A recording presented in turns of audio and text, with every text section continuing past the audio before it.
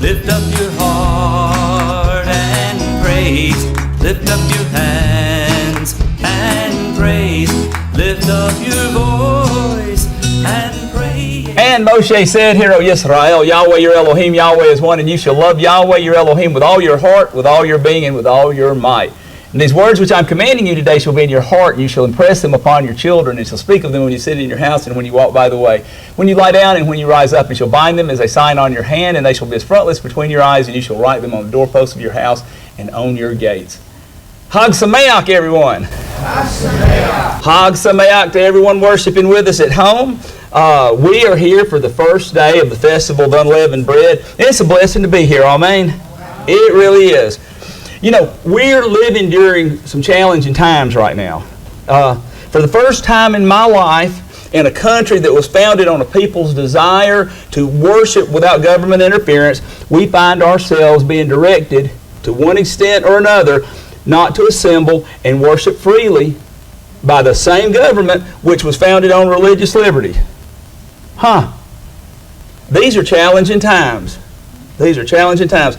The government has good reason for being concerned about groups of people getting together in close proximity and increasing the risk of passing infection to others, and I get it, all right? And we need to minimize the risk.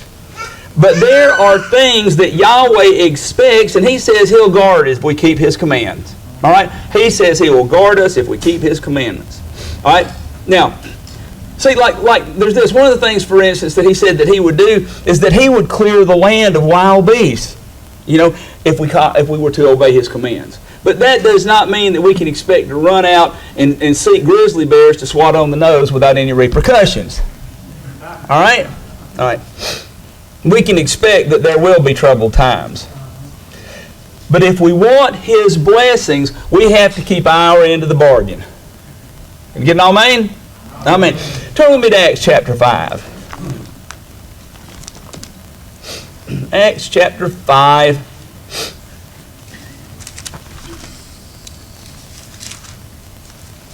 And today was the day when our men all appeared before Yahweh. Ladies, is that a blessing to you when the men appear before Yahweh like that? Amen. Amen. Okay. I think if it's a blessing to you, that Yahweh will bless us because it blesses Him. Amen.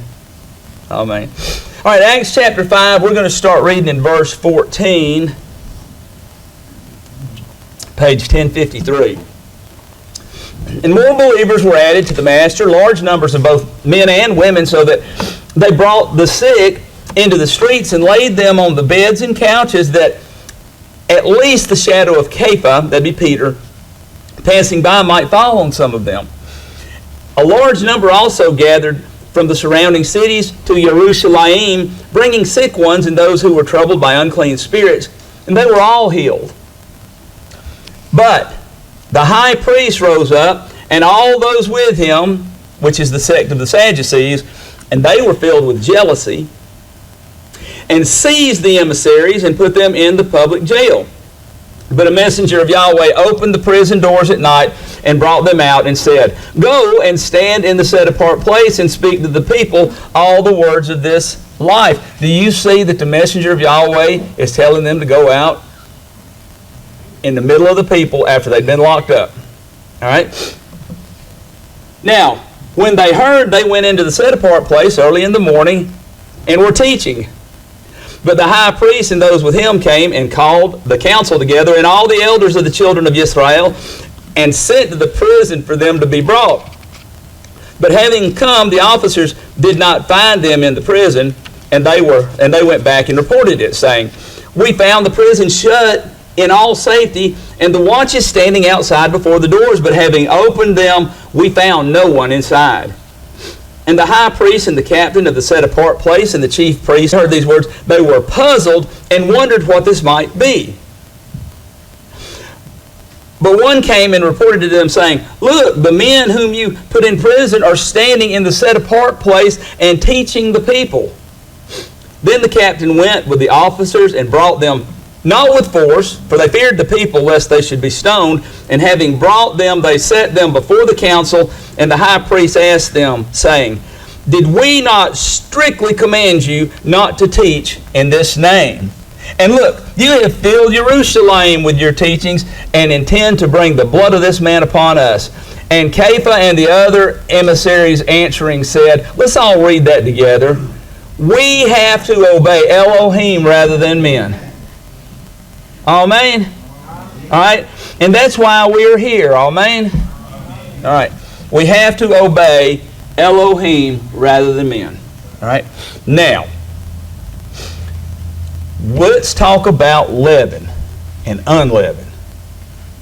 While we're here anyway, and it's the first day of unleavened bread, turn with me to Exodus chapter 12.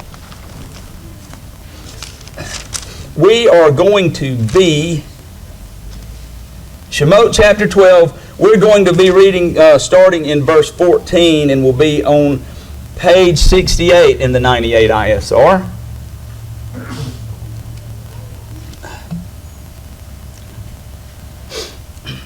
We're going to talk about the reason for this festival.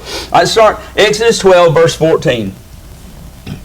And this day shall become to you a remembrance, and you shall observe it as a festival to Yahweh throughout your generations. Observe it as a festival, an everlasting law. If we didn't keep it, we'd be breaking that law, wouldn't we? Just saying. 7 days you shall eat unleavened bread. Indeed, on the first day you cause leaven to cease from your houses. For whoever eats leavened bread from the first day until the seventh day, that being shall be cut off from Israel. And on the first day is a set-apart gathering, like this. And on the seventh day you have a set-apart gathering. No work at all is done on them, and only that which is eaten by every being, that alone is prepared by you.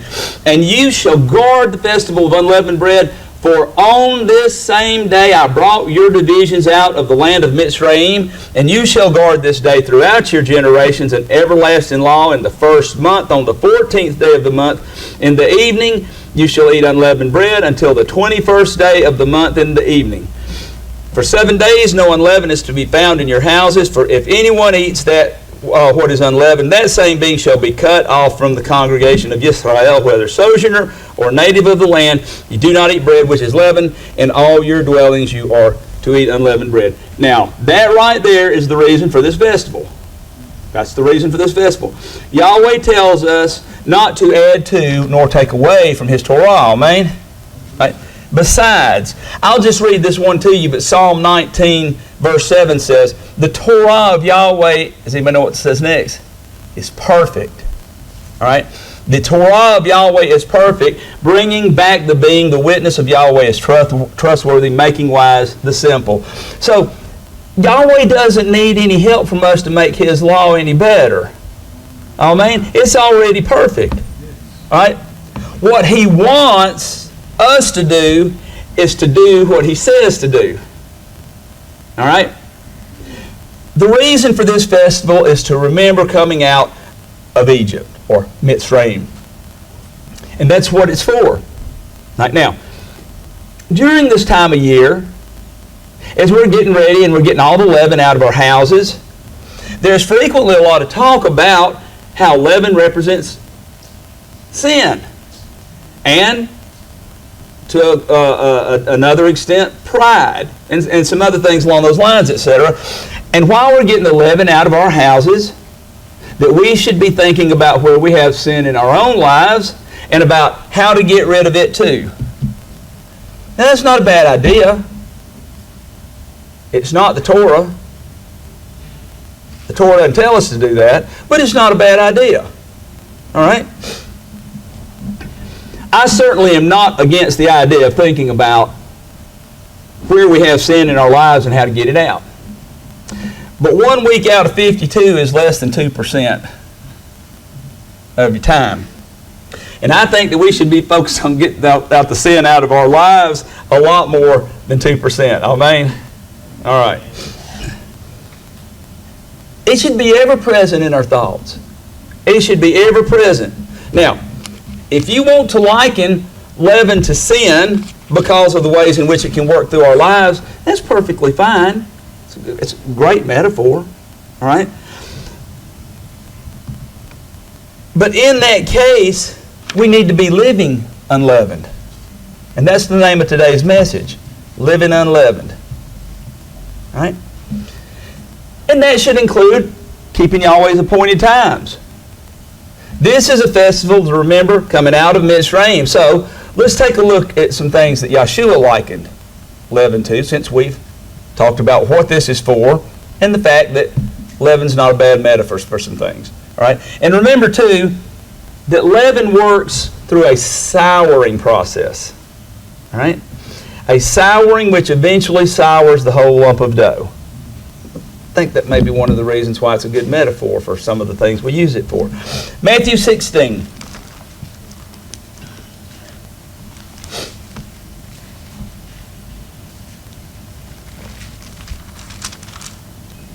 We are going to start reading in verse 1. We'll be on page 935. We're going to start reading in verse 1, Matthew 16.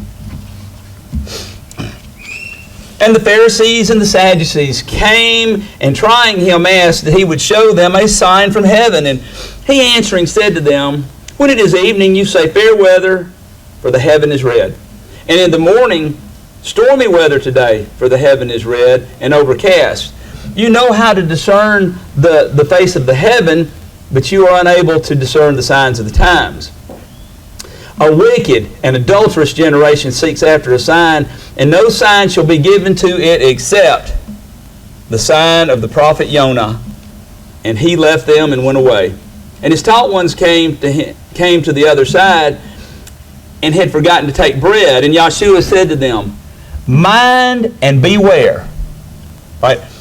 Now, this is not just a regular old beware. All right?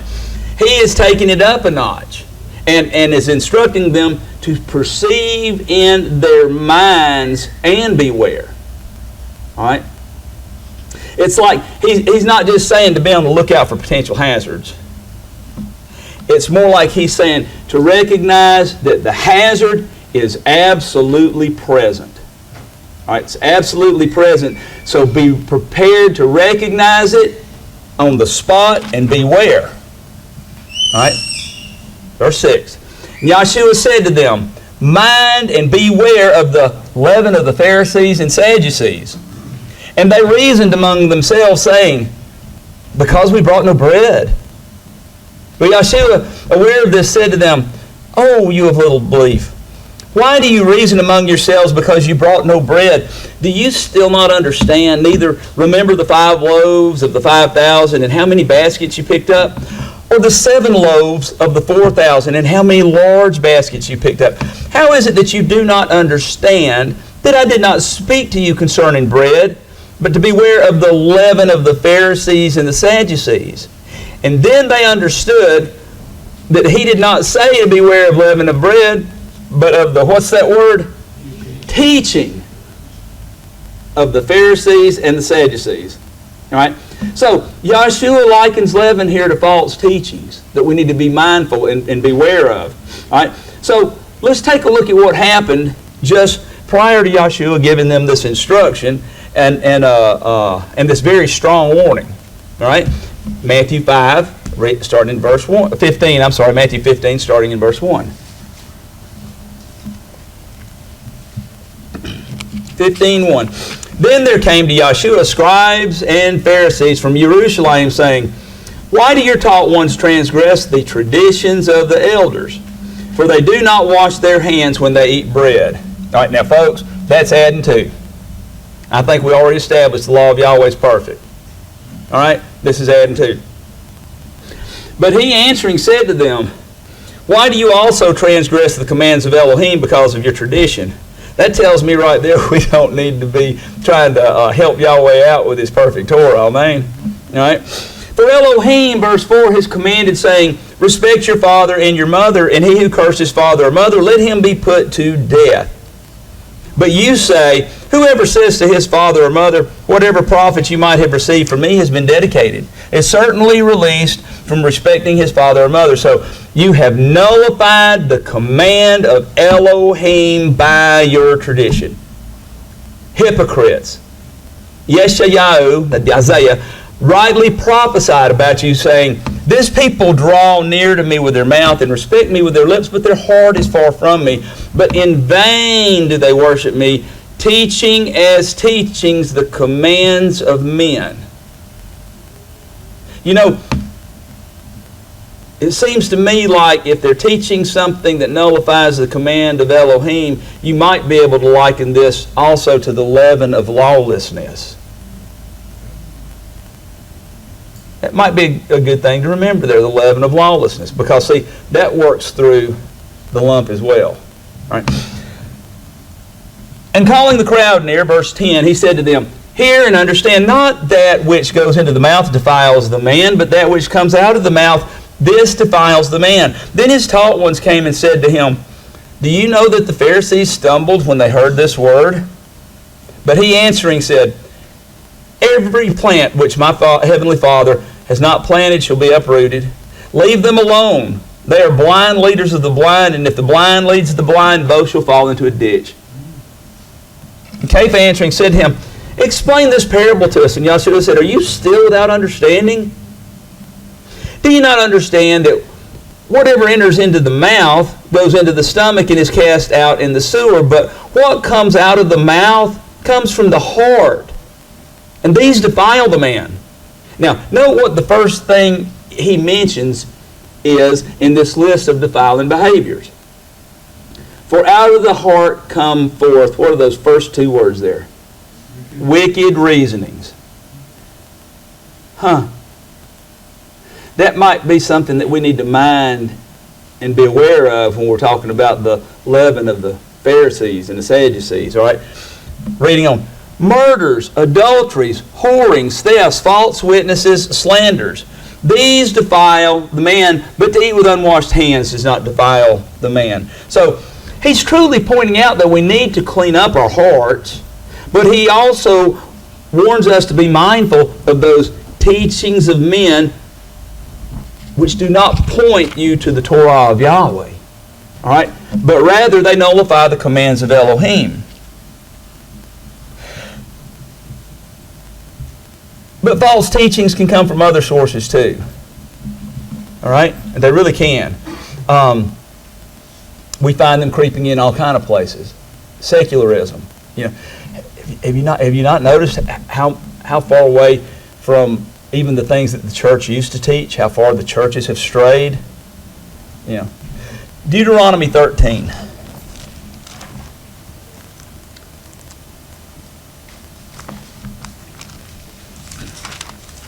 This is one of those places where they got the same good news, isn't it, Pat?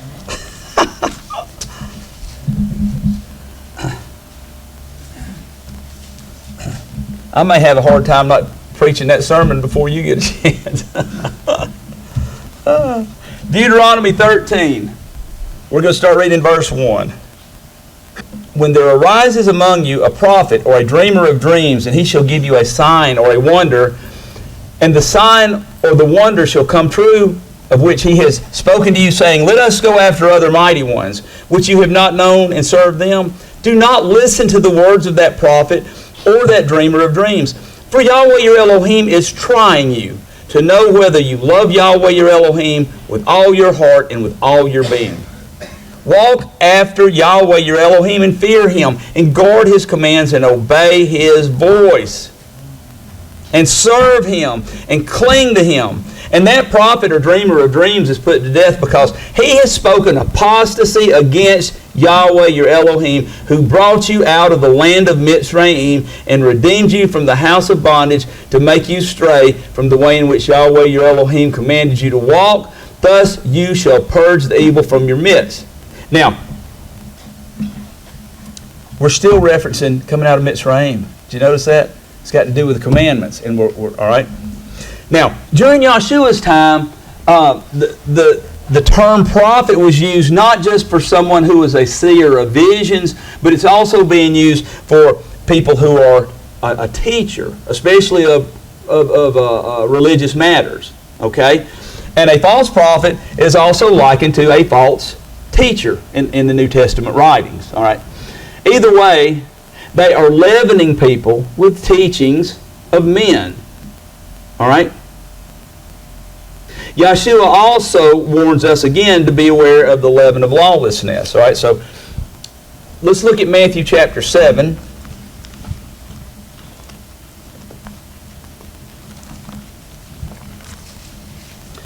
We're going to start reading in verse 13, page 923.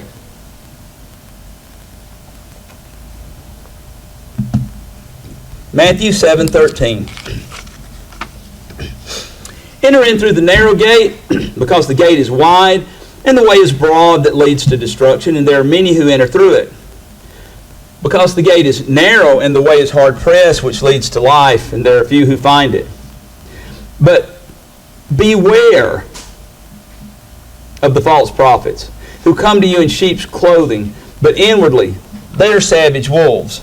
By their fruit you shall know them. Are grapes gathered from thorn bushes, or figs from thistles? So every good tree yields good fruit, but a rotten tree yields wicked fruit. A good tree is unable to yield wicked fruit, and a rotten tree to yield good fruit.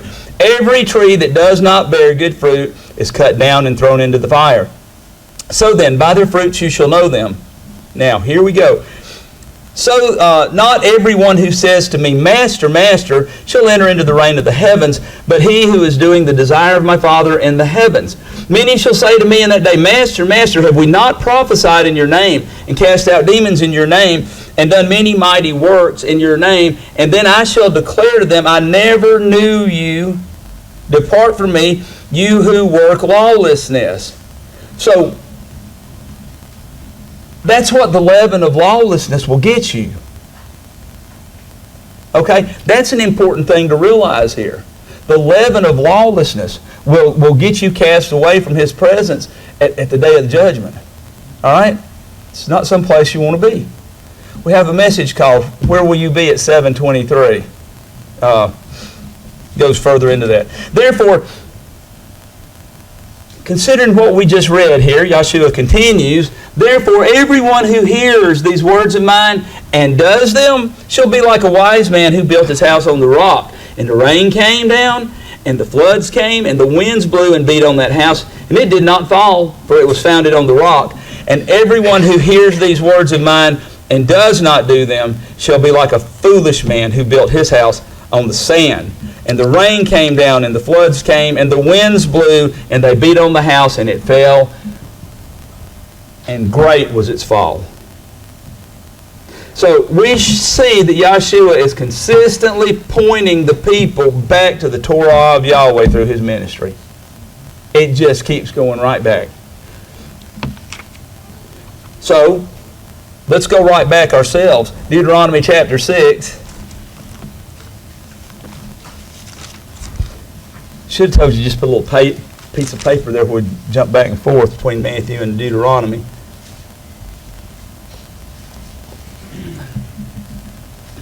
We're on page 192. Deuteronomy 6 and verse 20.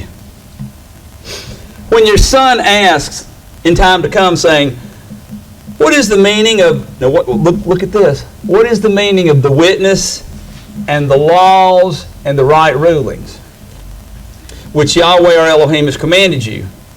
Then you shall say to your son, this is starting to sound like familiar language, isn't it? We were slaves of Pharaoh in Mitzrayim, and Yahweh brought us out of Mitzrayim with a strong hand. You mean keeping the commands is also what Yahweh did in Mitzrayim? That's part of why we keep what we're supposed to remember? Seems to be important to Yahweh. It should be important to us. And Yahweh sent signs and wonders, great and grievous, upon Mitzrayim, upon Pharaoh, and upon all his household, before our eyes. And He brought us out from there to bring us in, to give us the land which He swore to our fathers. And Yahweh commanded us to do all these laws, to fear Yahweh our Elohim. Now watch this. For our good always. Thank you. Always. To keep us alive as it is today. And it is righteousness for us when we guard to do all His command before Yahweh our Elohim as He has commanded us. So, as we keep this feast, let us remember it is a festival for remembering that Yahweh brought Yisrael out of Mitzrayim. And we eat unleavened bread for 7 days to remember that they came out in such haste that their dough did not have time to rise. Right? But as we go forward, let us remember too that Yahweh brought Yisrael out for a purpose. All right? To make a covenant with us and to give us His commands. That we should walk in them because they are what? Life to us. They're perfect, but they are life to us. All right? And when Yahushua came, He kept pointing us back to those laws of life. Hallelujah. All right? He taught us that we should walk in those laws and not allow the leaven or the teachings of those who walk contrary to them to enter into our own understanding, as He was unleavened with those teachings. He was not leavened with those teachings. All right? So let us be mindful and beware of the false teachings of wicked reasonings. Whether it's the leaven of the Pharisees or the leaven of the lawless. Man does not live by bread alone, but by every word that proceeds from the mouth of Yahweh. All right? So let us endeavor to walk as the Word made flesh walked. And may we live a life which is living unleavened. Yevrakeka Yahweh ba'ish mareka ya'er Yahweh panavaleka bikaneka yasa Yahweh panavaleka v'asim lakas shalom. Yahweh bless you and guard you. Yahweh make His face to shine upon you and show favor to you. Yahweh lift up His face upon you and give you His complete contentment.